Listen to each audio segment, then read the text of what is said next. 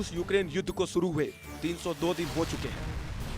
24 फरवरी को जब रूस ने यूक्रेन के खिलाफ जंग का ऐलान किया था, तब यह माना जा रहा था कि यह जंग कुछ हफ्तों में खत्म हो जाएगी। लेकिन यूक्रेन अभी तक रूस के सामने युद्ध के मैदान में खड़ा हुआ है। इसके पीछे की वजह खास अमेरिका बताया जा रहा है।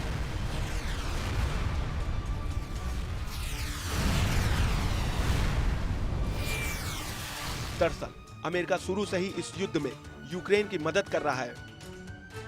खबर है कि एक बार फिर अमेरिका यूक्रेन की बड़ी मदद करने जा रहा है। बाइडेन प्रशासन यूक्रेन को एडवांस इलेक्ट्रॉनिक उपकरण किट भेजने की योजना बना रहा है। यह एडवांस इलेक्ट्रॉनिक उपकरण हवाई हथियारों को स्मार्ट बम में बदल देता है। इस किट की मदद से किसी भी ठिकाने को आसानी से निशाना बनाया जा सकता है।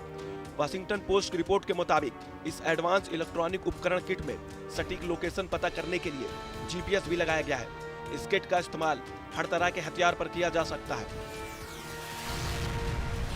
इस डिवाइस को pentagon joint direct attack munition या जेडएम कहा जाता है। इसका प्रयोग अमेरिकी सेना 2000 पाउंड तक के बमों पर करती है। इस डिवाइस को बम बरसाने वाले लड़ाकू विमानों पर ज्यादा यूज किया जाता है। आखिर ये स्मार्ट बम है क्या, जिसे अमेरिका यूक्रेन को देने जा रहा है, वो भी जान लीजिए। दरअसल स्मार्ट बम को स्मार्ट मिसाइल भी कहा जाता है।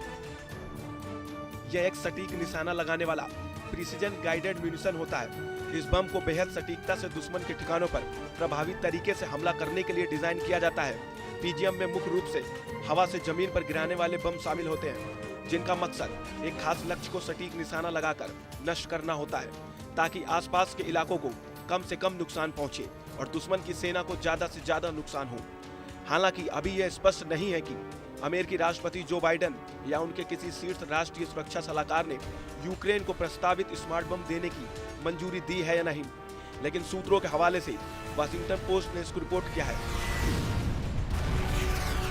यूक्रेन को स्मार्ट बम मिलने के बाद भी इसका इस्तेमाल कर रूसी ठिकानों को निशाना बनाना आसान नहीं होगा। ये स्मार्ट बम काफी वजनी होते हैं। ऐसे में इन बमों को लॉन्च करने के लिए यूक्रेन को किसी बड़े बॉम्बर की जरूरत होगी। बॉम्बर आकार और वजन में भारी भरकम होने के कारण हवा भी ज्यादा करतब नहीं दिखा पाते हैं। ऐसे में रूस बॉम्बर को अपनी एयर डिफेंस मिसाइलों से आसानी से निशाना बना सकता है। हालांकि अगर यूक्रेन ऐसे किसी एक भी बम को दागने में सफल हो जाता है, तो जमीन पर मौजूद रूसी सेना का ठिकाना पूरी तरह से बर्बाद हो जाएगा।